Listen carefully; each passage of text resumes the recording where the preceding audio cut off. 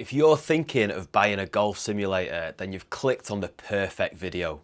Recently, I asked a number of experienced golf simulator owners what their number one piece of advice would be to give someone who's just starting out. For the next 9 minutes, there's some unbelievable tips and money-saving advice that you really don't want to miss.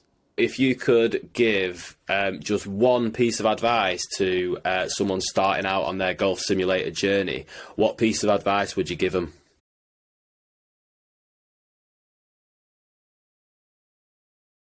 I guess I would have two answers. One is if you're just starting and you don't really know if it's something you'll use, like if you're on the fence, like if you might have played one at a friend's house and you thought, I want this.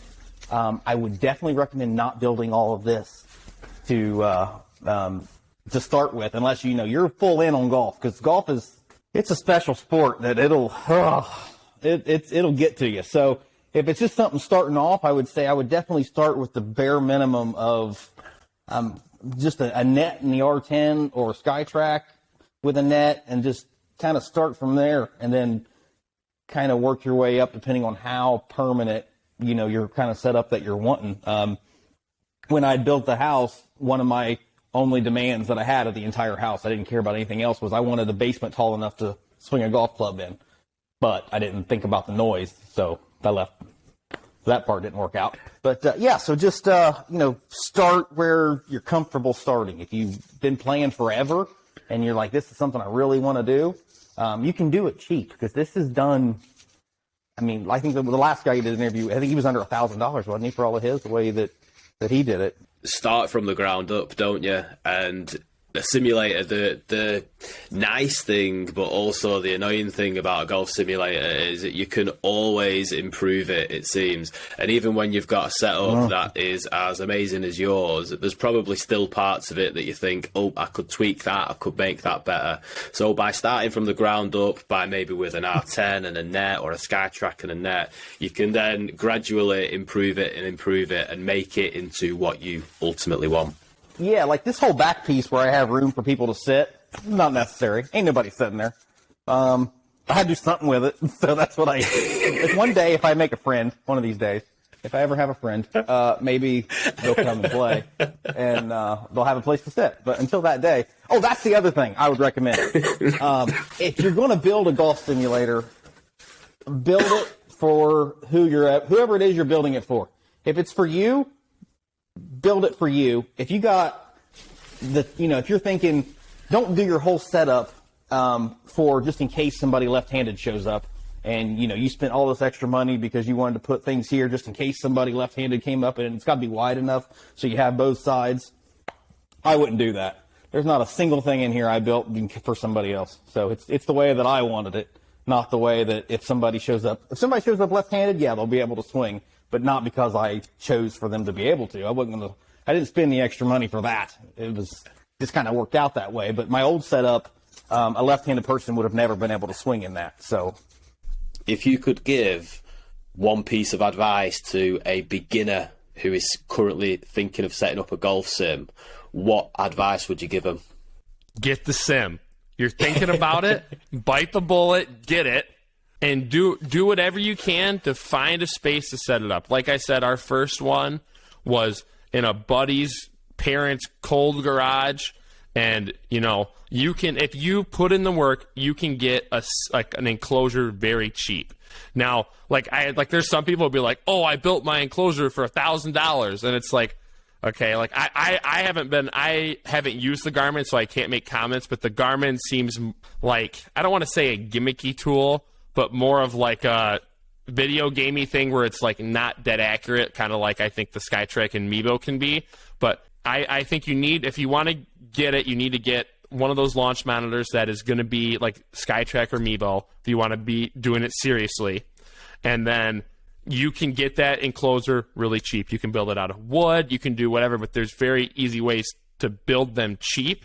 So get with your buddies, figure it out. Like, you can make it, if you get 10 buddies who are serious golfers, like, you could do it for $300 a piece or something like that, or even 5. It's still not that much. It's not too bad. So I was exactly the same. I was umming and ahhing about whether to spend that much money on a product, because it's expensive. Like the SkyTrack was £2,000, and like, I mean, I'm like you, mate. I'm not rich. It was money that I'd saved up, and I was like, oh, should I buy it? Is it worth it? Am I going to get use out of it? Is it going to be a novelty thing? And I just bit the bullet and I went for it. And I didn't have an enclosure, like you say. I didn't have anything. I just went and I bought the SkyTrack, and I built everything from there. I went and built a DIY outdoor metal frame enclosure. I went down to my golf club and asked if they got any old driving range mats, and piece by piece you can build it to whatever you want, and you can invest as much time and money into it as you want. Which is eventually how I ultimately got to having my simulator room now in the garage. That was kind of a goal. That was like the end game for me. But I started off basic. I started off hitting into a bed sheet outside in my garage, in my garden. So, like I say, bite the bullet, go for it. If you're serious about getting better at golf, then just bite the bullet, buy the simulator, and then you can build everything up over time as you go along, can't you? Right, it's so true. And like, it's like people get caught up on the cost, but like the Mevo Plus is like $1,800 US, right? And so you're like, you know, I've probably played 150 18-hole rounds this year on the sim, maybe more, right? Like you can get it doesn't pay itself back, but the amount of golf you can play, like if you look at the price, it's so worth it. So 100% worth it. If you have a little money to spare, right, go for it. If not, try to find some buddies to split it with and figure it out. But I think it's, you know, if you're someone who loves to golf, I think it's one of the best things you can do. If you could give one tip to somebody who's just starting out with a golf simulator build or a golf simulator dream, what tip would you give them? Just research. And then once you think you have a plan, then research all the pros and cons of whether it's I'm going to go with this launch monitor, whether it's I'm going to use this turf, whether this projector, this type of screen, this space. Just a lot of research, because I initially got a projector and I ended up taking it back because it didn't do what I wanted. I wanted it bigger, wider, and it was nice. It went like this, and had movies and all this stuff. But so just a lot of research, just research, be methodical. Don't rush into things like some of the things I did. A lot, you know, the mistakes that can be made. Yeah. So for a lot of people, for most people, I would imagine, who are particularly doing a DIY style build, there's so much that you can kind of get wrong or you can misinterpret. So yeah, it's a massive deal. I mean, I did loads of research into mine, and I've got a very basic setup. But I kind of never stop researching. You read stuff, you look at other people's things, you speak to other people, and you kind of never stop learning with it, do you? So definitely do your research, do your homework, find out exactly what it is that you need, because it's not a cheap game that we're playing, is it? We've got to make sure that we do it sensibly. well, you don't want. You're right. You don't want to. So there's a lot there, and just how far do I need to be from the screen? How much room do I need for my backswing?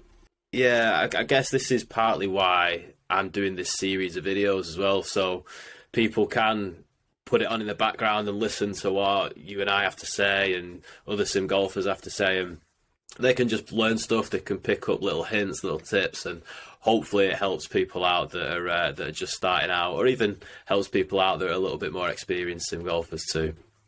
If you've got any benefit from this video, then please hit that like button and drop me a comment below. And also share this video with any of your mates who you think might be interested as well. And for even more invaluable advice about how to build a golf simulator on a budget, subscribe to the Handicap Golf channel, and don't forget to watch this video that's on the screen right now.